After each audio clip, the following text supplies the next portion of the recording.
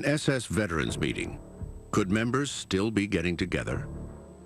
Odessa is a term we have known for a long time because various Nazi criminals left Europe or Germany after the war with the help of an organization that was called Odessa. The Order of the Death's Head was dismantled, but was it followed by Odessa, the organization of former SS members? I think it's clear, though, that an organization did exist, it had resources, and it succeeded to a large extent. If it did exist, how far did its influence extend, and how long did it exist? To this day, the aims of the SS are seen as a shining example by extreme right-wing youth. The flow of history remains the same despite the lost war. And the problems, I'd claim they have remained almost the same. And anyway, the Second World War still isn't over. May 1945. For most people, the Second World War is over. Millions of German soldiers are taken prisoners of war. The victors are searching for war criminals from the SS.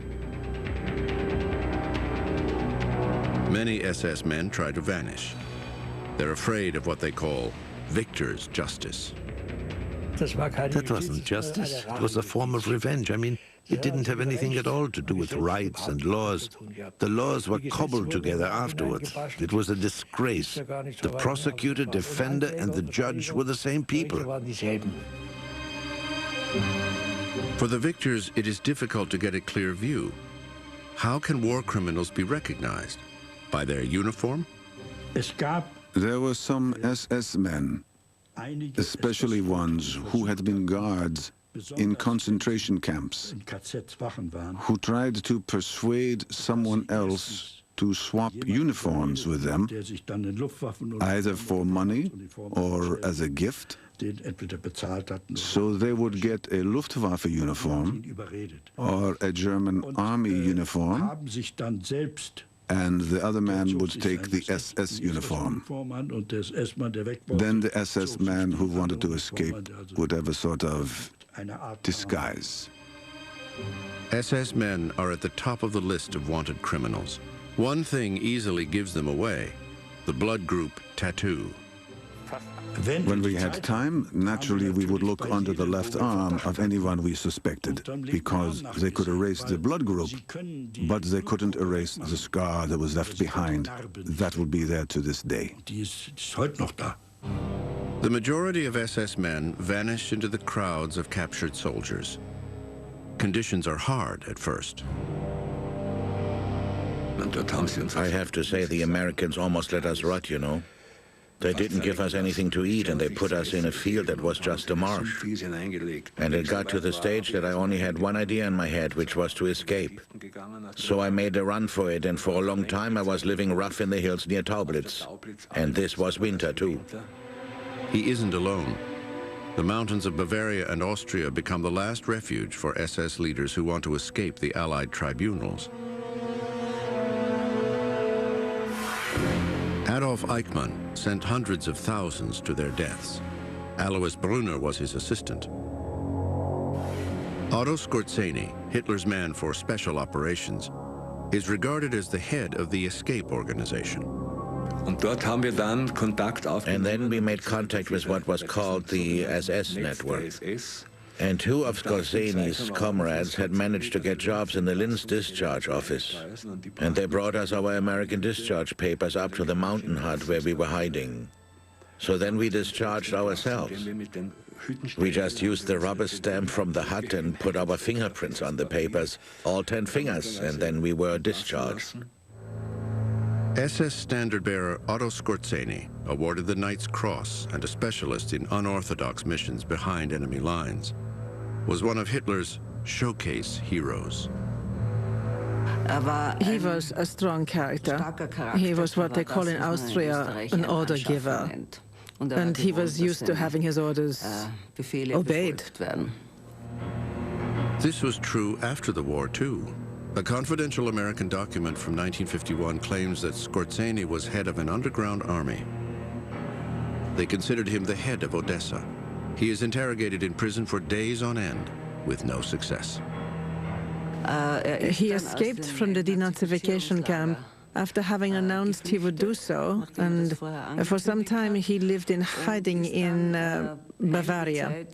For a while he was in a hut on Mount Watzmann.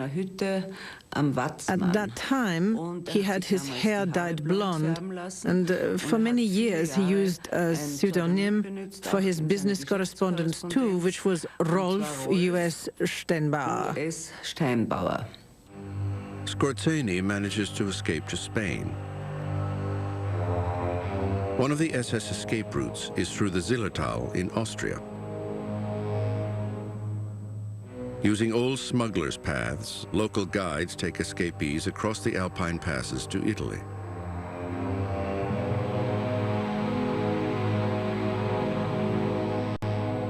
One of the starting points is Brixen, South Tyrol in Italy. This route is also used by former SS officer Josef Fürterl. In a previously unknown tape recording from 1979, he recalls those who helped him. Während meiner Flucht in Italien habe ich mich nur bei Geistlichen aufgehalten. Von dem Bischof, der hat mich zu einer geschickt und der hat mich wieder zum anderen geschickt. Der hat ihn nach ungefähr 14 Tagen ging es los. Chi è? Cosa fa qui? Wer ist das? Was macht der da? Si vede in seguito. Also man sieht gleich, das muss ein deutscher Offizier sein, der aus der Gefangenschaft geflohen ist. There was organized assistance for escapees of all types. Helpers behind the scenes. He obtained the passports and said you have to take that train and do this like that and this like that. He organized the whole trip. We were sitting in the train, and I can still remember how tense it was. It was night and we weren't allowed to speak until we got over the Brenner Pass, and then we drank some wine. I got drunk for the first time. You see, we celebrated the fact that we were over the Brenner Pass and so on. Italy was just perfect. Many escape routes lead to Rome. Here, senior dignitaries are glad to help anti-communists. One of the most difficult things in the world is to know anything about Vatican intelligence. Now, you can talk all you want to, but I don't think anybody's ever cracked that one. Now, we know that the Vatican was supporting the Latin American countries by willing to send Catholics with visas to help fill their quotas with respect to skilled labor. We knew that that was Vatican policy. The starting point for many German escapees, including the SS, is the German National Foundation Santa Maria dell'Anima in Rome. The rector of the theological college there is the Austrian bishop Alois Hudal. He had German nationalist views. He didn't think it was right for someone to suffer just because his dream was for Germany to be the way it had been before the Treaty of Versailles. It's possible that he helped someone now and then, but it wasn't a systematic procedure, I don't think. At least the files we have here in this building don't suggest that was the case. One thing is certain. Hudal helped wanted SS officers to escape. In a previously unreleased tape recording, Hudal's secretary, Hans Mahler, recalls one significant episode. Im Jahr 1947 jetzt ja wohl, musste man ja wohl auch nur eine Weihnachtsfeier machen. Und diese Weihnachtsfeier wurde veranstaltet in der Casa Generalizia der Franziskaner in der Via Sardegna. Und ich weiß, dass der Bischof Hudal aufstand und sagte, ich freue mich heute hier 110 gesuchte Kriegsverbrecher begrüßen zu können. Sie mögen gesucht werden, wo sie wollen. Hier sind sie sicher. The Vatican Connection and South America when Odessa continues on the History Channel.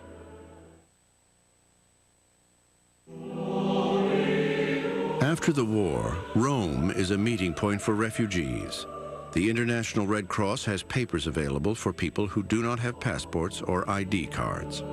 It's developed into a sort of central office for what were termed displaced persons people without any papers. Simply to enable them to get to the places they came from, they needed some sort of identity document, but obviously abuse of the system was quite possible. And it is well known that when representatives of the Vatican requested such Red Cross identity papers for people they were helping, these requests were naturally processed immediately.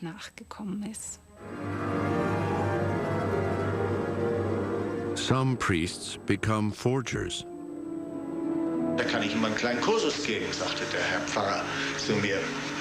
Und dann hat er mir das gezeigt. Sie kaufen sich erstmal ein Stück Zellophanpapier, ganz durchsichtiges. Dieses Zellophanpapier, das legen Sie jetzt auf diesen Stempel drauf. Sie müssen ein Original haben. Nicht? Nehmen Sie eine ganz feine Feder und nehmen Sie Stempeltusche. Und jetzt zeichnen Sie nach. Wir hatten einen alten venezolanischen Pass, da sind, glaube ich, 5 Leute nach Venezuela auf denselben Namen gefahren nachher. Ja. Weil das ging so schön mit diesem Pass. As well as Bishop Hudal, there are many other helpers.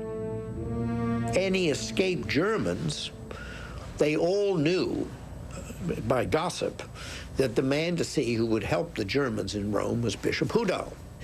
Why was Hudal permitted to continue to be the rector of this college for years? And I think that's a legitimate question. I'll tell you what my answer is.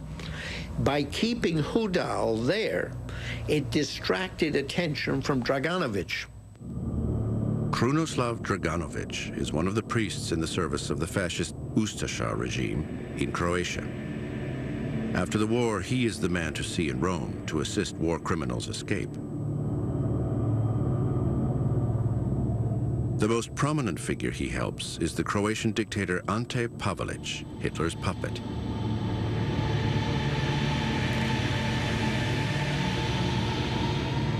During the war, Pavelić was responsible for the mass murder of Serbs, Jews, and Muslims. On October 11th, 1948, Ante Pavelić boards a ship in Genoa that will take him to Argentina.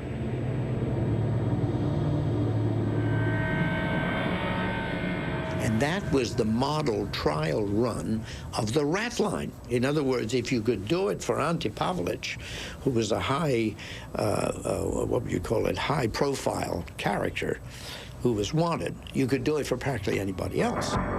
The Americans, who by this time have been present in Rome for years, also want to smuggle their agents out of Europe. They dubbed the escape route the rat line. We were collecting information about the Russians. And in order to do that, we dealt with Russian deserters. We mounted operations into the Russian zone of Austria and so forth. And then we found that we had a number of these people on our hands, and we didn't know what to do with them. The Americans turned to Father Draganovich, even though he is on record as a fascist. We knew that Draganovich could obtain visas through the Vatican somehow. We don't know how he obtained them. And he wanted American money. He charges $1,500, $1,400 to $1,500 in greenbacks, and he would produce visas. Now, he made the pretense that they had to be good Catholics and all of that sort of thing. So everybody we sent down the rat line was a good Catholic. Until 1949, the Americans smuggled large numbers of their paid informers abroad. The SS war criminals used the same escape route, and they have nothing to fear. Draganovich and other people could funnel other people down that line because they knew it was perfectly safe. As everybody knows, their whole army of them went down through the rat line. People like Klaus Barbie, Gestapo boss in Lyon, later a U.S. agent. Using a forged passport, he flees to Bolivia with a recommendation from Draganovich. The bureaucrat of death, Adolf Eichmann, finds his way to Argentina in 1950. Walter Rauff, inventor of the gas truck, escapes to Chile via Syria. He describes himself dryly as a state-registered war criminal. But every one must cost about at least $5,000, $6,000 that we sent down the rat line. In other words, the visa was $1,500, but then you had, the people at the safe house, you had the people at the port. We always had one of the police chiefs at Naples and one in Genoa that we had on the payroll. I'd always ask, where did these people get all this money? Because it took quite a bit of money to do the bribing that we did. Where does the money come from for an escape like this? Even today, there are rumors about secret SS bank accounts, gold reserves, and money laundering. The Allies were able to uncover a great deal of this at the time, but what remains hidden? A Swiss commission investigated. The activities involved here did not come to a close when the war ended, but actually continued into the 1950s. When it comes to movements of funds for escapees, what happened to this money? And of course, what do Nazi officials do after the war if they have been involved in such activities during the war? The myth of SS treasure hidden in a mysterious Alpine fortress is still alive. The rumors center on one lake, Toplice, in the mountains of Bavaria. In 1959, the mysterious treasure is recovered, cases filled with forged British currency left behind by the SS. Bernhard was the code name of the forgery operation run by an SS man, Friedrich Schwend. Also Schwends Aufgabe war gewesen, die gefälschten Funde und Now Schwend's task was to dispose of the forged pounds and dollars, the forged currency, so he could purchase important items for the Reich war effort. The money was exchanged for gold and jewelry and so on, and that's how it went. And Schwend seemed to have helped himself on a huge scale, right from the start. Escaped Nazis form a strong German community in Argentina when Odessa continues on the History Channel. During the war, the headquarters of the SS currency operation was housed in Laber's Castle in South Tyrol, Italy. Did the forger Friedrich Schwend put money aside here for Odessa?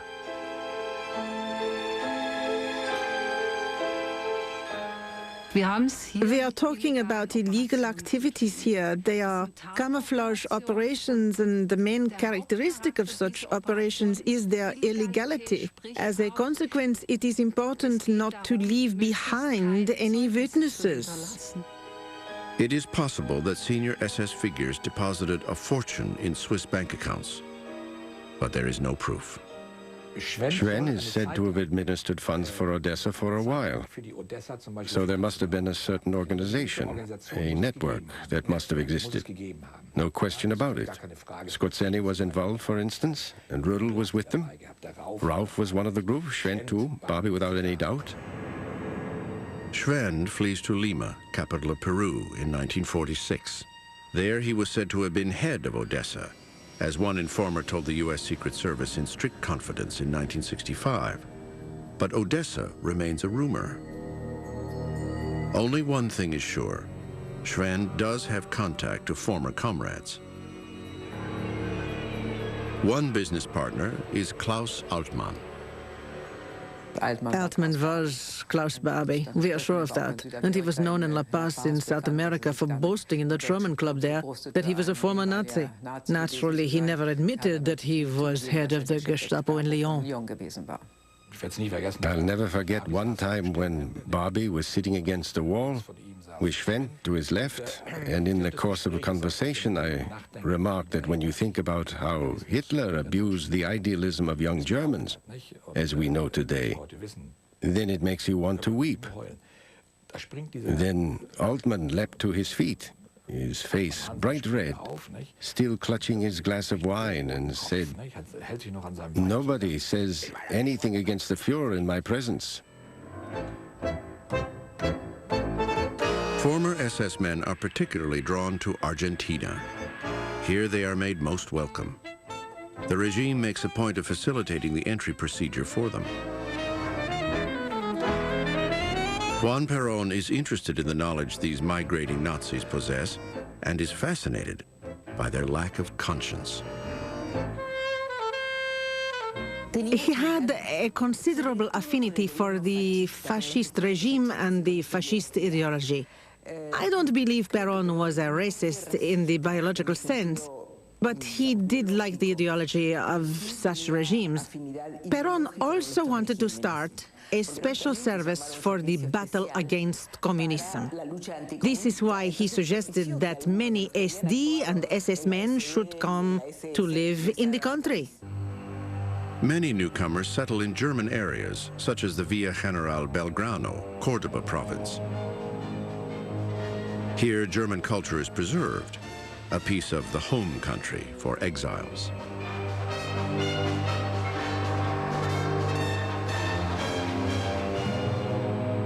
The Germans were very conservative and nationalist, and they tried to preserve the only things they had been able to bring with them: the language, the traditions, Christmas celebrations, Easter, and so on.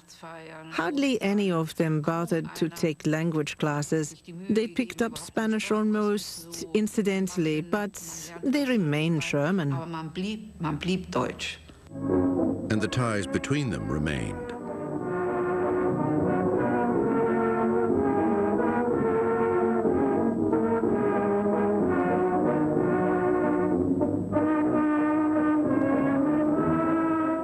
It was almost like, you scratch my back and I'll scratch yours. But you never asked what the other person had done during the war, where he was from, whether he was in the Waffen-SS or whatever. You kept completely quiet about things like that. You were on the other side of the world. You become friends. You helped each other and spoke German together. And you were pleased when someone new came over from home with fresh news.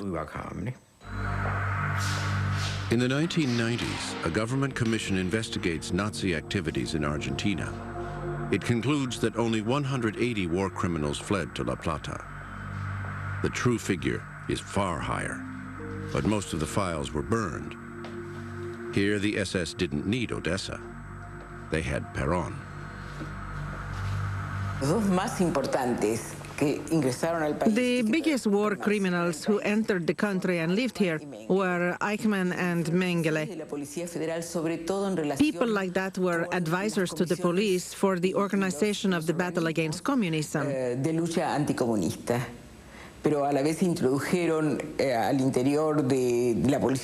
But at the same time, they introduced to the internal organization of the police and the army a culture of terror, a legitimization of torture in order to obtain information, and an ideology of violence that became apparent in Argentina during the dictatorship of the 1970s.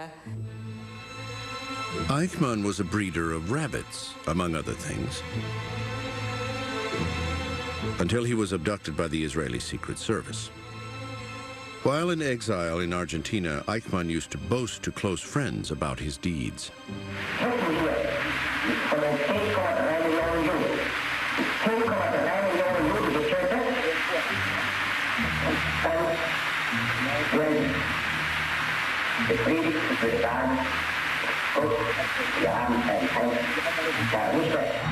In Jerusalem, Eichmann is put on trial.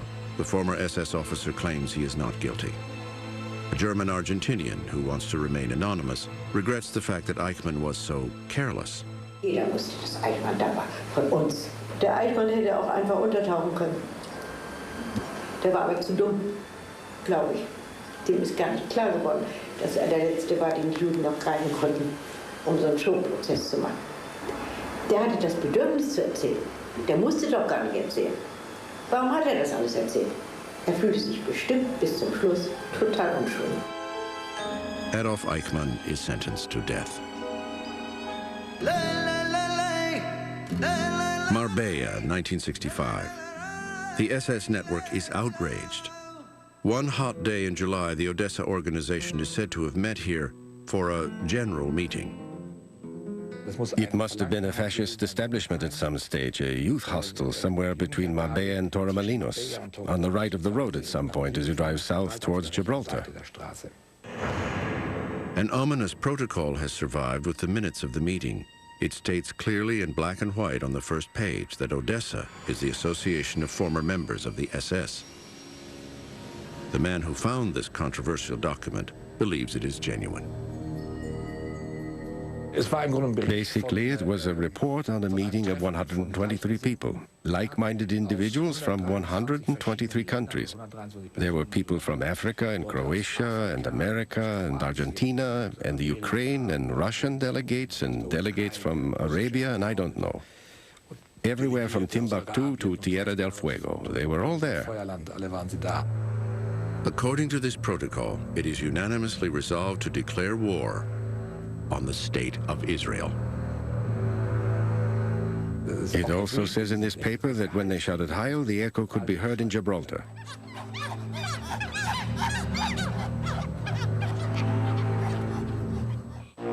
When Odessa continues, a Nazi hunter is found dead in his own home.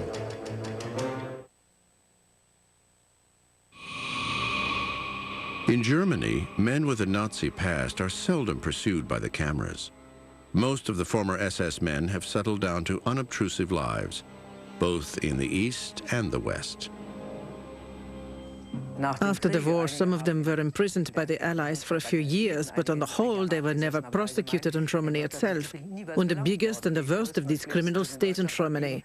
Only Barbie, Mengele, Eichmann, and a few others emigrated to South America. But they were very well protected within Germany because the German judicial system was reluctant to take action against them for many years. This is not the case everywhere. In Hessen, the state prosecutor Fritz Bauer set himself the goal of bringing Nazi war criminals to justice. In the Auschwitz trial, the majority of the accused were SS men. Es gibt also noch Mörder, die nicht gefunden sind. Aber ich glaube, wir haben in der Bundesrepublik seit 1945 einiges getan. Wir haben vor kurzem eine Statistik gemacht, die sich mit den Prozessen vom Jahre 45 bis 61 beschäftigen.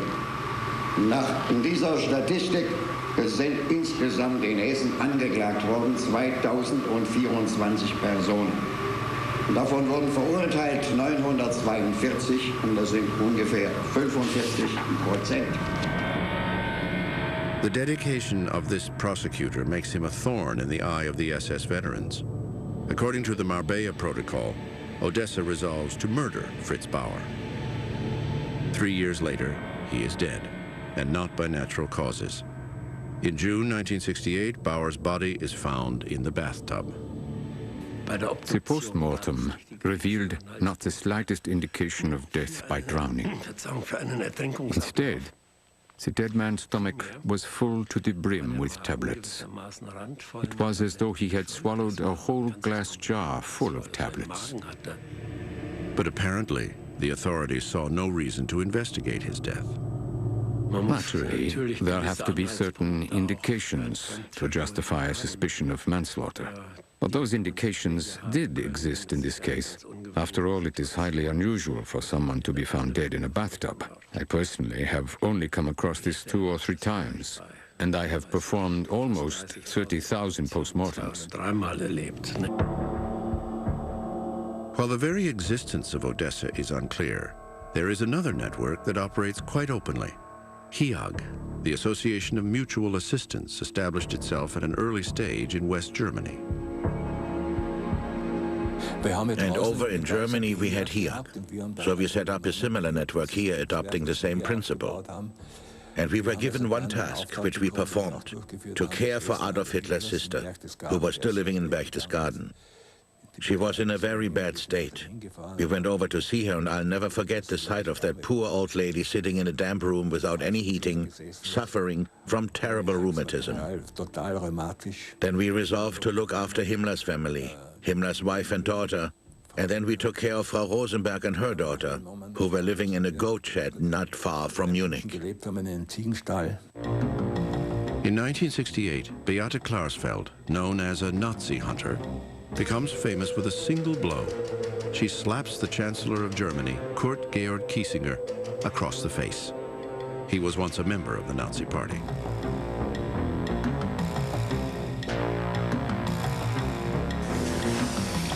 She also makes life difficult for war criminals in Latin America.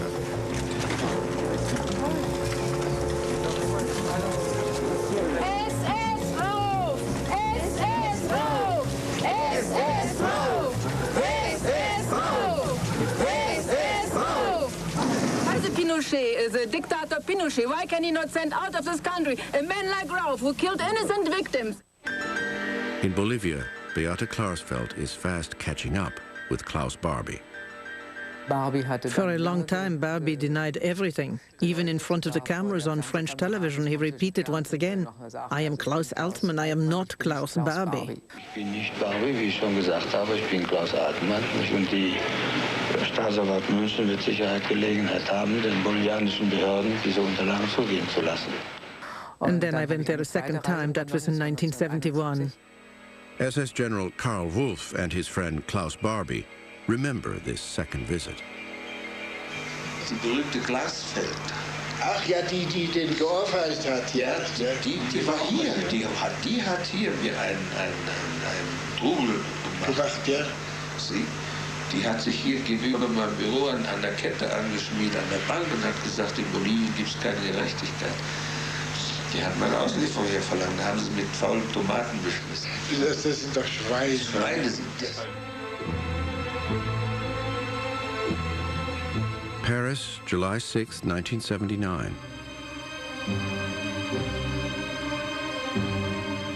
During the night, unknown assailants sneak into an underground garage in the Avenue de Versailles. They are looking for a red Renault 5 belonging to the Klarsfeld family. They attach an explosive device to the wheel.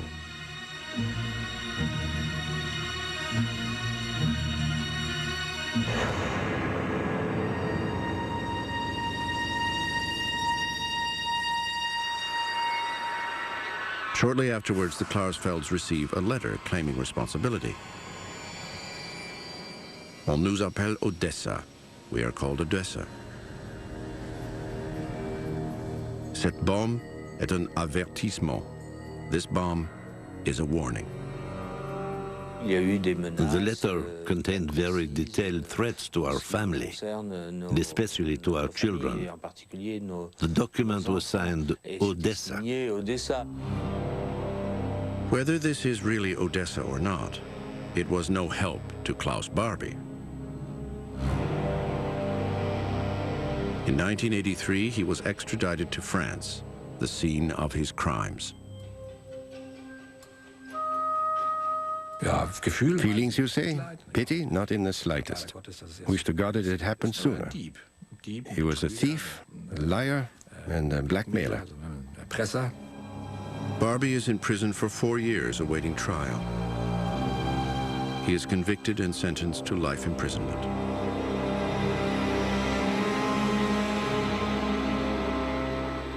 His defense lawyer was paid by a Swiss banker, Francois Genoux, who has administered the estates of many senior Nazi figures. He is regarded as a fervent admirer of Hitler, as confirmed by his friend, the Swiss right-wing extremist Ahmed Huber. I told him I thought Barbie was a terrible person. He said that people like that are awful. But we are fighting a battle against an entire system. And that means it is also necessary to assist unappealing figures, so they can defend themselves. Especially because some of the people who are accusing Barbie are actually bigger villains than him. Does this brown-shirted banker also place his resources at the disposal of Odessa, as some people suspect? He told me that after the war, he was given the honorable task of assisting in the reconstruction of the National Socialist financial system, en vue du Quatrième Reich, with a view to the coming Fourth Reich. There are many clues as to the existence of the mysterious Odessa organization, but there is no absolutely incontrovertible proof. There has never been only one organization to assist former members of the SS. They came together in little groups to promote comradeship and mutual assistance and all that, and they invented fine-sounding names and did a working between themselves. But Odessa was just an amusing publicity and public relations name, which actually proved very effective. A public demonstration of this occurs in 1984 at the burial of Walter Rauf in Chile. His comrades are there, just like in the old days. It is the same at the funeral of Hitler's old warhorse, Skorzeny. The power and influence of the SS continues to the present day when Odessa returns on the History Channel. For Nazi hunters like Efrem Zurov, time is running out. He is determined to bring the last living SS criminals to justice, while it is still possible. We found literally thousands of suspected Nazis who escaped to the West, but another thing that we did was to issue a most wanted list of the 10 most wanted Nazis. And what we have to remember is that every one of the victims of the Nazis was someone's brother or sister or father or mother or grandfather or uncle or whatever. And these people deserve the simple justice. The fact that the people who murdered them because they were Jews will be held accountable. That's one thing. And the second thing, of course, is the fact that the passage of time in no way diminishes the crime. At the top of the wanted list is the name of a war criminal who found refuge in Syria, a country that has been involved in armed conflict with Israel. Alois Brunner, Eichmann's deportation specialist, responsible for the murder of 128,000 Jews. At one time, his field of activity reached as far as Vienna. Even after the war, he would boast that the city was rid of all Jews. If the deportations were not going fast enough, Eichmann would send his best man, Alois Brunner. When Hitler's army occupied the free southern section of France in 1943, his services were required. Thousands of Jews had fled to the Côte d'Azur to escape persecution. Many of them were in Nice. Serge Klarsfeld remembers how Brunner's henchmen came to take away his father. Une nuit, ils sont arrivés chez nous, mais mon père avait prévu cela. One night they came for us, but my father had anticipated this ever since the first raid, and he had constructed a false wooden wall inside the wardrobe. My mother, my sister, and I hid there while my father opened the door and let the Germans in. They searched for us. They even opened the wardrobe door and looked through all the clothes. My father had told us that if we were arrested, we would die. He said he might be able to survive because he was strong, but we certainly wouldn't. So my sister and I kept very quiet, although we usually fought all the time. We didn't move and we didn't speak not a word, which is difficult when death is waiting for you on the other side of a door. Then they took my father away. They took him to Auschwitz. He got into an argument with an overseer there and was killed. Until 1954, Brunner remains in Germany using a false name. Then the wanted man flees to Syria. It is unclear who helped him. It was not Skorzeny. He is believed to have sent a message from exile in Spain to the effect that he would never help a swine like Brunner. In 1984, an arrest warrant is taken out for Brunner in Germany as well. But he is not seized. Syria denies he is there. And yet it would have been so easy to find him. In 1985, the German magazine Bund tracked Brunner down in Damascus, and the headlines flash around the world. In 1985, he gave an interview to the Bunte magazine in which he said that his only regret in life is the fact that he didn't murder more Jews. These statements are bound to stir up hatred. The mass murderer twice receives bombs through the post and is seriously injured. Well, I'd like to think that it was the Mossad and that they were doing their job and trying to operate against Nazi war criminals. But that's the rumor. He lost an eye, he lost 3 fingers. But listen, we're talking about a man who, besides being responsible for the deportation to death camps of 128,500 Jews, he also was a fanatic anti-Semite. In 2001, there is a show trial in Paris. Alois Brunner is sentenced to life imprisonment in absentia. Lawyer Serge Klarsfeld sees this as a symbolic act. Brunner remains in Syria. If he is still alive, he must be 90 years old. Today, other countries are willing to extradite SS war criminals. In May 1990, Argentina hands over SS officer Josef Schwamberger, ghetto commandant. And Erich Priebke, who took part in a massacre near Rome, is sentenced to house arrest for life. But he is not without support. To this day, there are networks helping convicted war criminals. In the Stille Hilfe Association, people who are beyond reason take loving care of murderers they believe have been unjustly convicted. Stille Hilfe gains broad support in extreme right-wing circles. This is evident at the Ulrichsburg meeting in Kärnten, where right-wingers mix with extremists. Heute hier einmal unter uns alten Soldaten im Lanzerdeutsch gesagt. Hört zu, ihr Beobachter unter uns von der anderen Feldpostnummer. Wir schaffen keine Feindbilder. Wir irritieren nicht unsere Jugend.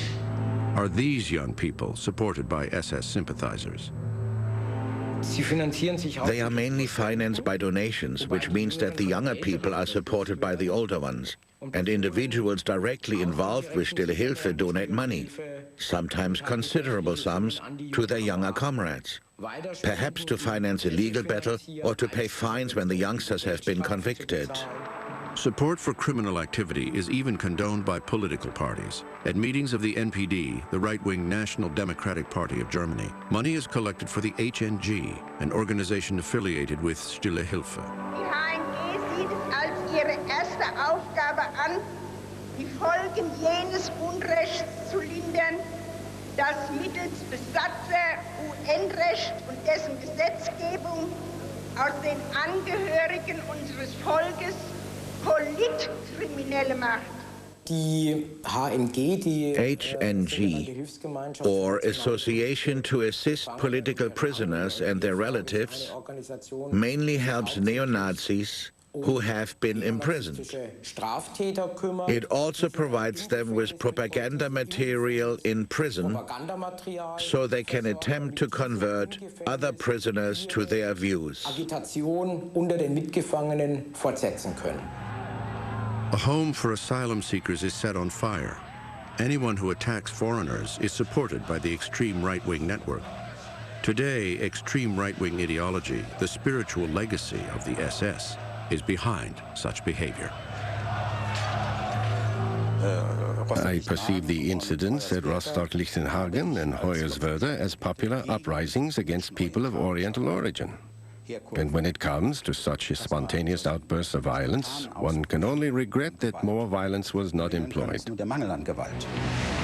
While young right-wing radicals turn to violence and agitate for national liberation zones, in their terminology, the ideologists in the background have already drafted the constitution of a Fourth Reich. For Germans only, of course.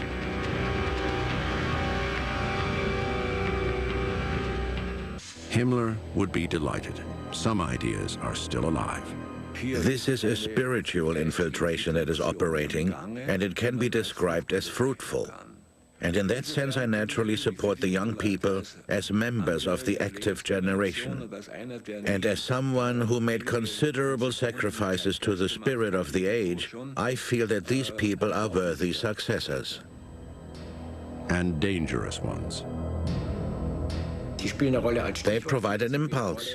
They have an effect not only because they deny that the Holocaust took place, but also because they want to prepare the population for another Holocaust. Violent madness can be cultivated. Today, SS delusions are propagated on the internet. Games like Concentration Camp Manager, though officially banned, mock the Holocaust and encourage the murder of Jews and foreigners. The images used are contemporary ones. Even though they are no longer physically present, their legacy is still there. There are people who look up to them, people who are influenced and conditioned by them. The SS. The organization itself no longer exists, but its influence still impacts modern life. It represents a chilling example of what human beings are capable of.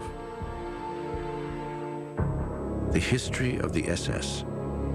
It is above all a warning.